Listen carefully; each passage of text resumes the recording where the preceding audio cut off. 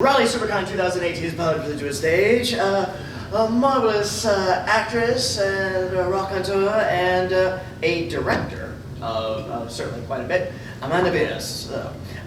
It's Bearse, but that's Bearse. Okay. Yeah, it's all right. It's the weirdest last name. All right, here's the weird thing. Yeah. On several sources, it listed it one way and it I listed it know. another way. I know. And I thought, Half my family says Bearse. So there you go. and I wasn't sure. I really answered anything. And I wasn't sure if it was a trick. Almost. Because some celebrities will deliberately leave some misinformation out there. So all you did was just read the trivia on IMDb on me, didn't you? That's tacky of them. Okay. Yeah. No, it's fine. You're a class act, though. So. All right, this is just my opening question. I just asked everybody. And what got you interested in that? Oh my gosh, I think right out of the womb. Okay. I was destined. You know, I was one of those precocious children who did plays and grabbed friends and said, do this. And so I actually was a director from the get-go. So it was no surprise that I ended up that way and in that area. But I did it in school, growing up, doing plays. And then at a certain point when I was majoring in colleges, which is really not the way you go, trying not to be an actor, I finally said to my parents, who were very supportive, look, I'm wasting your money here. I just want to go study my craft and see if I can do this. Or if they tell me to go home and find something else to do. And they didn't. And I was in a very sort of serious sort of conservatory school in New York for a couple of years. And then I was one of the fortunate ones because a lot of talented people study the craft, but when you're trying to cross the threshold into the business, that's a whole different deal. So I got representation, which you need to have, either a manager or an agent, right out of school, and I landed my first job pretty early on a soap opera, which I never thought would get canceled. It's called All My Children. And it was great. I'd never been on a set before because I grew up doing theater. So I was stiff as a board, you know, deer in headlights for quite a while until you learn how to relax. But it was there that I understood, and also with theater, that there's so much more that goes into production besides just the actors on the stage. And I always respected the crew and what they were doing. And one of the actors, because All My Children happened to be the only soap I ever watched, so I was so happy to be in Pine Valley. I was like, I can't believe this. And I saw one of the actors, female, transition behind the camera, and she was a great director, and I thought, well, that's cool. So that's probably where the seed got planted. And then also just because, I mean, it's not that I don't get along with actors. They can have some diva qualities. Come on in. But I love crew, and it takes 100 more people that you don't see. Well, now everybody's hip to what goes on behind the scenes, right? That there's so much more than what you just see on the program. And so that's that story. Did I answer your question, even? Yeah. I can't talk in a straight line, so just so you know. It's all good. It's all good. You say the mice and the mess of an advisor. Yeah, understanding, yes. Yeah, so I went, it was a method and serious actress, and then I ended up on a live action cartoon. You knew. Yeah. But I was grateful to be there, you know. When did Fright Night become the blip on the radar? Well, I had left New York after a couple of years on the soap because I was young enough and dumb enough to quit a paying job. Because you can live and die on a soap opera, really, truly, and I guess I could have. I think they threw me in Europe somewhere, but I was never invited back. And then I moved to Los Angeles, which at that time was the mecca for television and film production. My, how things have changed, but... Hello, Vancouver. And Atlanta. Yes. That's where I'm from. And they waited till I left. And then they decided to be the third largest production center in the world now. It's crazy. Those tax incentives. Yeah, exactly. Absolutely. And so I had moved to Los Angeles and started auditioning. And I did this little film called Fraternity Vacation. This was in the era of Porky's, Fast Times at Ridgemont High, you know, a lot of teen sex romp comedies. So I was one of few women in the movie that kept her clothes on. And Tim Robbins was actually in this film. I'm sure it's the top of his resume. Fraternity Vacation, then his Oscar for Dead Man Walking. Anyway, and I just went through the audition process again. As you do, you're submitted for a project. The casting director looks and sees if this is somebody they want to bring in to read. You read again and again, sometimes again and again and again, and then you are invited back to read for the director. And that's how it happened. It was just sort of that very standard way. But I was on the set of Fraternity Vacation with Stephen Jeffries, who played Evil Ed in Fright Night. And he was the lead of this movie, and I played his girlfriend. And so I said, you know, the movie's wrapping, and I was like, well, what are you up to? What are you gonna do? What's happening? And he goes, well, I'm making this little horror movie, the way he talks, called Fright Night. And I said, me too. So who knew? But we ended up, boom, boom, one movie after another. So that was kind of fun. And that is kept the test of time. With Fright Night. Absolutely. I mean, you guys, those of you who are here as fans of Fright Night, again, and it's the same with Married with Children. These are shows you don't know at the time the impact they're going to have. Well, first of all, there was no Fox network when Married with Children was created. And Fright Night, they had gone from parodying vampire movies and making fun of monster movies. You know, now the genre is so respected, it's so state-of-the-art. And Tom Holland he was a huge fan of the folklore and the older movies that didn't make fun of the genre. And that's what was in that story. And then you also got a wonderful story told. He's a lovely writer with really fully dimensional characters. But ultimately it's a monster movie, you know. You get those moments too. So, but we had so much fun doing it, but nobody knew that it was gonna have the longevity has had, even Tom. Yeah. It's curious, honestly, too, because at that time the swing in horror films was all like the slasher films and stuff like that. And well, Caraway, was up and going, and exactly. So what you had was you had a modern cast basically doing a classic like a homage to Hammer film. Yeah. And you had and Roddy kind of being the in-between. Exactly, which is why his name's Peter Vincent. Yes. Originally, Tom had wanted Vincent Price for the role, and he was by that time pretty elderly and wasn't well enough to do it. Yeah, that was the namesake, exactly. And, you know, it was a story well told, I think. And it was funny, but then it was scary when you wanted it, you know, when you needed it to be. State of the art at the time, practical effects, which are sort of long gone. So people still, and even generations beyond, have a respect for that. It's a popcorn film, and that's not an admonishment to it. It's really. What does that mean? It means is that a new genre that I don't know about? No, it's just like when you sit down. Well, I just do that in every film, whether it's bad. At least I got good popcorn. Yeah. So, and I just wanted to throw this out because I did remember it. Here Come the Monsters. Oh, for God's sake. So the young woman, the cast, ended up taking over casting for Married with Children. She wasn't there when I originally was cast in the show. Became a good friend, and she was casting that movie, which is kind of a hoot. And I grew up watching the original, you know, Herman, and it was funny. It was a funny show, and good actors. I mean, Broadway actors in that television show. And she asked me to do a cameo. Mrs. Pearl, yes, in the classroom. I remember that, yes. Do we look like brother and sister a little bit? Or like I could, isn't it weird? When I met him yesterday, it was like, I changed my color today. Anyway, separated at birth. When I look over at you, it's like am I looking in a mirror 30 years younger? Sorry, I digress. No, that's fine. So, and then we come to the big gun, Married with Children. Yes. When did that evolve for you? Again,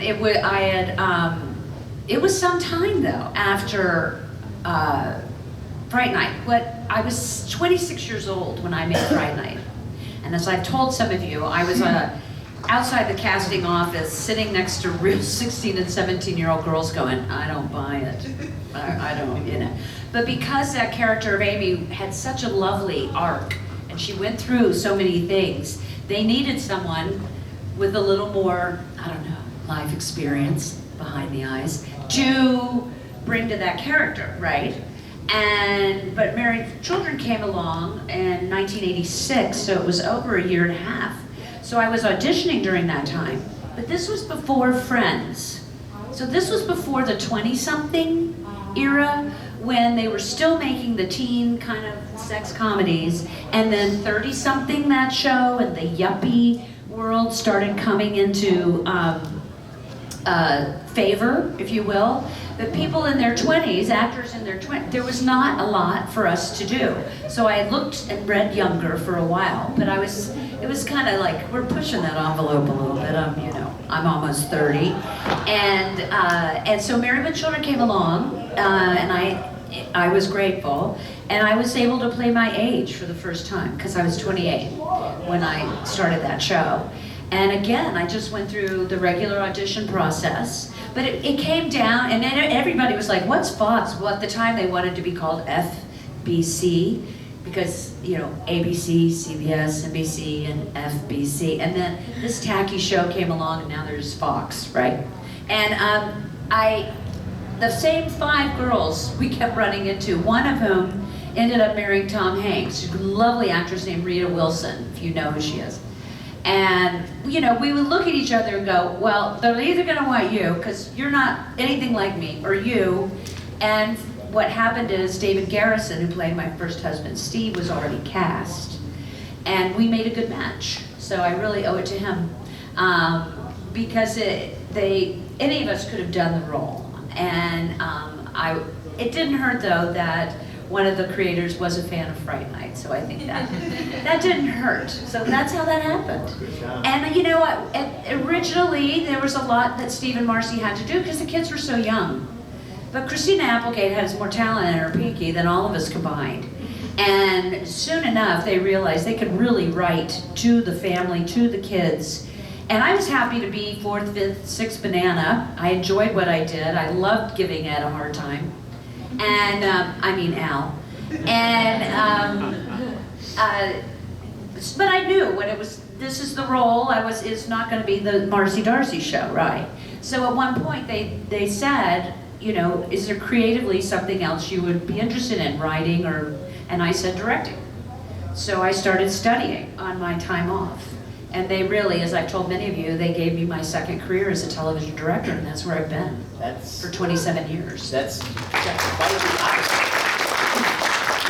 Usually you hear about the actor going upstairs like, could I direct an episode? Oh, but they actually invite you. Well, here's the deal. I'm not the first. I won't be the last actor to make that transition, and some of it is vanity. They call it a vanity sort of move. Of course, actors understand being an actor, so there's a natural communication and that understanding creatively about how you plug into the big picture. But I was really serious about it, and I guess it came from my little Captain Bossy Pants at 5 years old, making people do plays with me. And again, my love of crew. And so I started spending a lot of time with the crew. At the time, the old school sitcom like Married with Children, still Big Bang Theory is a show, Mom, that are shot in that proscenium multi-camera world. And we used to have the crew, the director, technical director, producers in a booth, like above the stage, which I loved, just being up there and seeing it all from above. And I spent hours and hours and hours in the booth watching what was going on and learning. That's how you learn. So I know you filmmakers, get that apprentice experience if you can, because you learn what to do and what not to do. I don't want to be like that. That was good. And then like I said, I took the time off. And when you're on a sitcom like that, you have 4 months. It's like a teacher schedule. You have 4 months down. And this is the old school schedule. Now there's so much product, there's so much production all year round, 365. So pilot season isn't what it used to be. Well, it's still, you're right. It's not what it used to be. And I think I may have said this to somebody. I've been in television for more than half the life of the industry itself. because television started in our culture in about 1950, 55.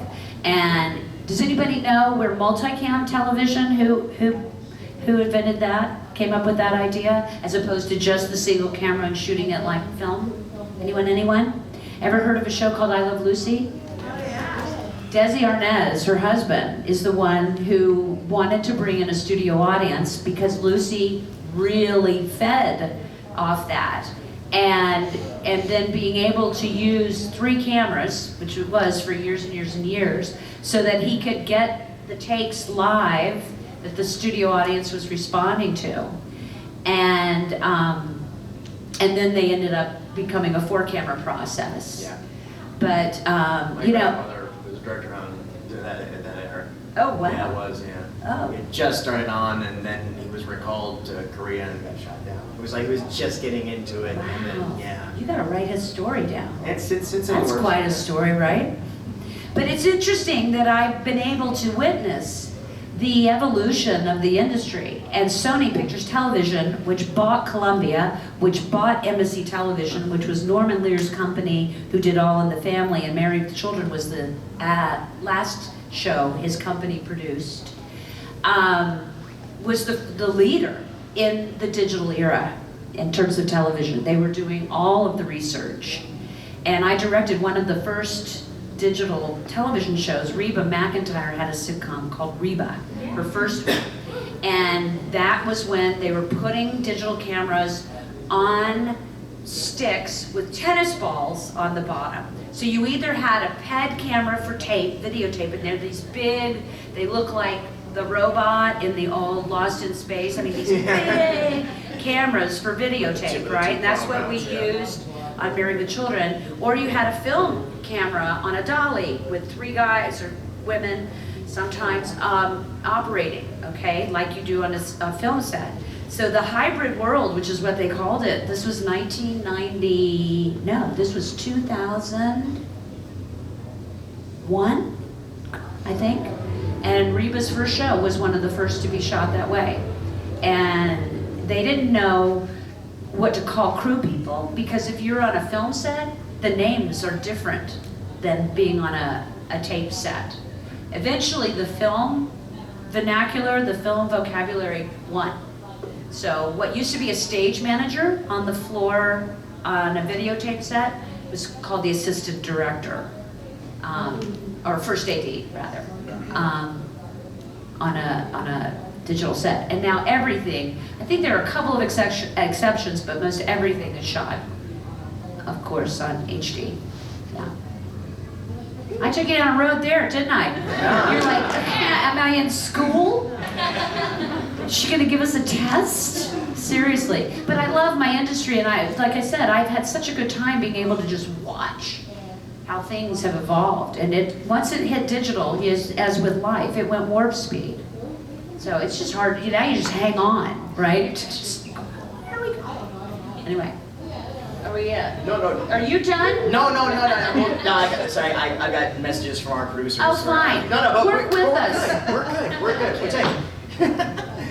No, yeah. Let's open up. Let's do some questions. Who's got? Anyone have an inappropriate question? Go ahead. So I was in my early 20s when Married with Children came out. Uh-huh. It almost ruined the thought of me getting married ever. But seriously, I'm a lifelong sitcom fan, and the scenes with you and Al Bundy reminded me a lot of one of my other favorite sitcoms, Sanford and Son, with Red Fox and Esther the character. Yeah. Can you tell me what your real life relationship was with Ed, and do you still? Are we filming this?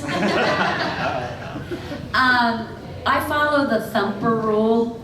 If you don't have something nice to say, you don't say anything at all. I will share, he was not happy towards the end of the series. And so that affected everything. And that's really why the show didn't go off the air with a big finale. You know, the company wasn't quite sure whether we were gonna come back for a season 12. We were 10 years, 11 seasons, because it's Fox. And you saw Married Children make fun of Fox all the time that way. It's like, yeah, because it's Fox. it was also produced by Sony, so you have that entity as well as the distributor. And so they really weren't 100% sure that it was the end, but then they just decided that that was best. And you know, it's interesting, some of the folks that have been working on that show behind the camera have been there the whole run. So that was hard to say goodbye. I was ready to go. I love the character, but it just stopped being fun. And I was, by that time, directing the majority of the episodes, the last couple of seasons.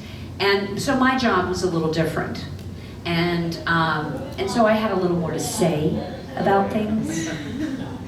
And so that when they weren't going well, I would say, you know, that's not okay.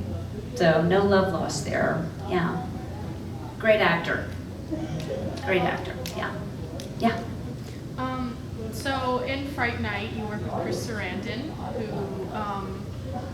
who was a decent amount older than you for some of those club scenes. Yeah. Where you're like dancing, which Well, you know what? kind of like Actually, now that you say it, I'm thinking, what? I was 26, he was 41, but no, Yeah. Amy was, yeah. Yeah, I was just wondering if Actually, that was yeah. weird to shoot. Not like, at all. did you feel Chris, uncomfortable, well, like- first of all, I was 26, so, but also, Chris is just the loveliest man. He's incredibly talented and incredibly generous. And he and Ronnie both were so welcoming to us as equals. And we worked out that dance together. I mean, that was as much me as him in terms of let's do this, try this, blah, blah, blah. And I just felt very safe. He was not intimidating, he was the opposite. But you're right, it was probably, you know, that vampire was really would be arrested. Let's just say that. He would be arrested today if he wasn't a vampire, yeah.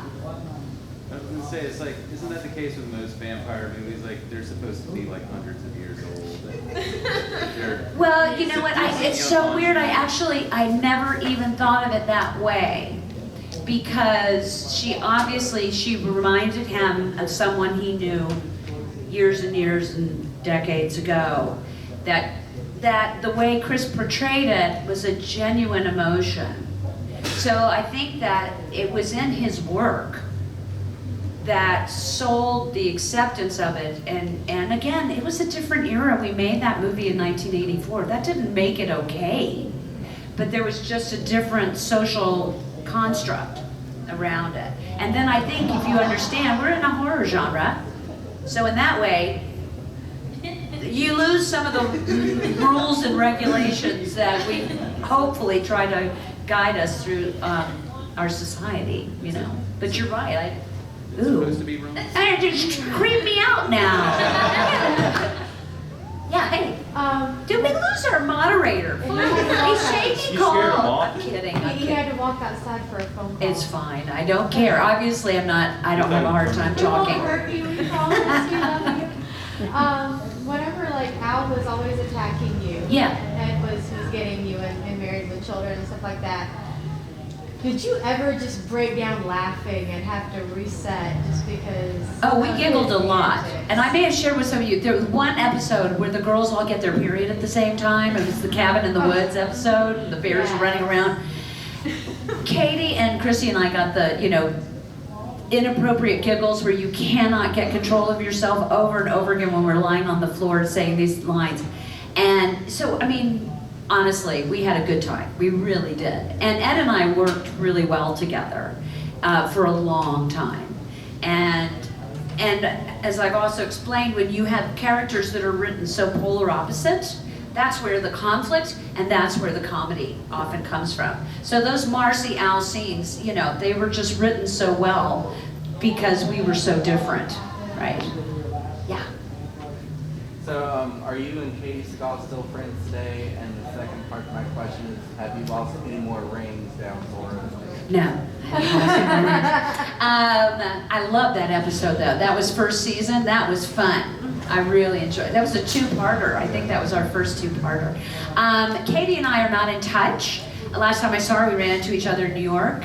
I left Los Angeles full-time in 2000, so 18 years ago. I kept directing part-time, and traveling back, but she doesn't run in a party circle, nor do I. So sometimes that's where you'll still weave in and out of each other's lives. But no hard feelings or anything like that. And I love her success. She was amazing in Sons of Anarchy and deserved the attention and the awards that she won for that show. And you know, she's a brilliant singer as well. She's got a heart of gold. She really does. So we just don't. Yeah. Who's the person that sings Married with Children for the theme song? It's Frank Sinatra on the original. And they paid a chunk of change every time that played. So some of you may have noticed that it's not there if you bought the DVDs or the sets, because they couldn't license it and make a profit. But that's a classic Frank Sinatra song. And that was him. Cha-ching. But it was really, people still come and sing it to me. You know what I mean? It's iconic. It really is. It's always curious too, when the DVD format came out, how there weren't contracts in place with a lot of things. WKRP, they couldn't use any of the songs that they played this show. Yeah. So No, it's it's all huge generic money. stuff. Yeah. If you want a good career to go into music licensing. Big money in that, absolutely, or publishing. Yeah. So anyone else? Yes, sir. What were some of your favorite memories working on Fright Night? You know, all of it. Except I was kind of a little too boastful. There's a scene where I come up to Charlie's house with Evil on my scooter, right? And they asked me, you know, the guys who are in charge of transportation, have you ever ridden one? And yeah, I got this. I got it the first time and just wiped out. Fortunately, it wasn't damaged, but you know, that was like, no, I guess I don't got this. But we would stand on set with Roddy, who was a walking archive in the golden era of Hollywood. And he would tell us stories. We shot the interiors of the film on what is called I don't know what the studio is called now. It was originally, it was Layered Studios at the time. It has the facade of Gone with the Wind of Tara. David O. Selznick built this studio after that movie paid for it. And then it was purchased by a man named Ince, I-N-C-E. And there's a very famous story about William Randolph Hearst. Did any of you know who he was? The big tycoon. Well, based on Citizen Kane, exactly. And he married an actress in Hollywood named Marion Davies, but apparently Marion stepped out from time to time on him. So he ordered, and one of the affairs she had was with Charlie Chaplin. And so William Randolph Hearst, who owned everything and everyone, ordered his, to be offed. But what happened is that this guy, William Ince, was the same size as Chaplin and was on a boat that Chaplin was supposed to be on. And he got shot instead. So I'm standing, we're all just like jaws dropped. And so the fact that Roddy could just tell us all, he just knew everything and shared it so generously with us. So that was a lot of fun. Billy broke his foot right before Christmas, come running down the stairs. So that was something, yes, and he kept going because we started shooting late 1984 and wrapped the beginning. It was a 3-month shoot, so that was a lot of time to be able to have for a film too. So a lot of good memories. And then when I hadn't seen him in 20 years, and then we got together, it was like, hey, it was just pick up right where we left off. So, someone else had a question? Yes. What was your favorite version of Marcy? The one with Steve? Okay, that's a nice way of saying who was my favorite husband. They are both lovely men, and I adore Ted, but David Garrison, and he's an incredible actor. Thanks! We're still very close today. I learned so much from David, and the part was written for him. Because he had done a show with these creators before. So I was sorry to see him go. But he's a New York guy, he's a Broadway guy, he's Tony-nominated actor, and he's done tremendously well in that world. And I love him dearly, so it would be Steve. Also, you know, honestly, we had more to do. So we had different storylines, at least in the first season and a half of the show. Yeah, that's cool too. But I loved whatever I got to do. Chicken away. Yeah. Would you ever be interested in, I know a lot of like the trends going on is rebooting or reunionizing and continuing the series again. Would you ever consider doing that as well, especially if they took you on as a director for some of the shows? Or? Well, yeah, I mean, I really quit acting after Married with Children. I've had the occasional little here and there, but I really had to close that door in order to be taken seriously as a director. And at the time I started directing full time, I was about one of 5 women who were doing that job. So it was really important for me to sort of take that and go. Now, they had talked to David Faustino about doing a reboot, but he's Al's age now. He's actually older than Ed when Ed started the show. So it made, I thought, great sense to pick up with Bud on that sofa in that house. And, but one of the creators has passed away, and his estate is very complex. So it kind of got stuck. That's not to say that it wouldn't get unstuck, but, and of course if I was invited to the party, you're not gonna have the whole cast together ever again. Let's just rewind the tape to that first question. Yeah. This is a really probably odd question. Really coming from you? Yeah. With the horns coming out of your face? Yeah. Right. But like whenever you had to fake the orgasms Yeah. on your screen and Right. stuff like that, how would you get yourself into character? Well, it's an interesting, and it was hysterical. The first one came when she was, Here, no you get pun a piece of candy intended, for that one. talking to Peggy about Elvis, and Marcy got a little overexcited. So I was trying to figure out ways to do this in sitcom world, because you do have censors even on Fox.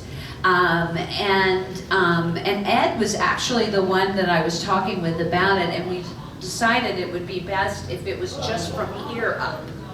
So it wasn't about anything that she was doing really below the waist, that it is very much a fantasy for her, and so that's where it took me, and that seemed to work. So then they wrote another when I think I was in front of a crowd. There may have been one more, but I don't You did remember. the baker? Yeah, at the convention kind of a Yeah. thing, yes. I don't know if there were 3, I can't remember. You did 3 episodes. Oh, okay. Comedy in 3s, that's what they say, comedy in 3s. Anybody else? Yeah. Yeah, when I was talking to you yesterday, I was like, when I like a, TV show, especially a sitcom, I'll, research like the behind the scenes stuff. And I think I read where the first season of Married with Children, started from, was pretty much started from scratch on a really low budget. I'm not sure, was it the cast or crew, y'all would bring in y'all's own household items to use as props for the show? That's what I read. There's something about that that's familiar, but it might have been just in the rehearsal hall. Yeah. But it wasn't budget. I think it had more to do with familiarity. So sometimes actors want to bring in things that bring them into the character more. That's so weird. It's been 100 years. It's actually been, let me think, 32 years since we made the pilot. But there's something familiar about that. Now, again, Fox it's like, what's that? How is this show getting on the air? Well, it wouldn't have gotten on the air had there not been a new network they were trying to start up. And so we didn't know what was happening. It was still created and produced with the level that all traditional sitcoms were. And it would not have had the budget because this is a startup network.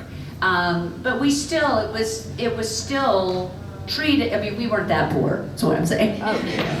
They wanted the Bundy house to look like that. Oh, So, yeah. That was purposeful. Yes, sir. So I was just wondering, did you ever stop and think about the positive social impact you had on society? clarify that. Of what not to grow up to be like, the Bundys or the... No, I was born and raised in East Los Angeles, and so traditional Mexican values of Yeah. men work, women in the kitchen. Right. So watching you on the show was like my first exposure to Feminism? a woman could be equal, Uh-huh. do everything a man can. That's Man interesting. can. Yeah, that's a great question. Did you ever think about that? You know, you all have reflected that to me. That voice for me personally, Amanda, was already really in place. That might be shocking, but so because I grew up in the 70s with the ERA, the amendment, Equal Rights Amendment, trying to be passed and didn't. But I also grew up in a home where we were raised traditionally, but also to be who we were, and with a sense of freedom about that, to be able to become the people we arrived to be. And I was very fortunate in that way. But again, it was a character that was the polar opposite. So in terms of theatrical writing, it made sense for Marcy to be a little radical, you know, in that way. And her point of view to be that strong in order to combat Wile E. Coyote over here. Yes, but great question. And unfortunately, that'll be our last one. We are out of time. Well, thank you all. You're so sweet to take the time.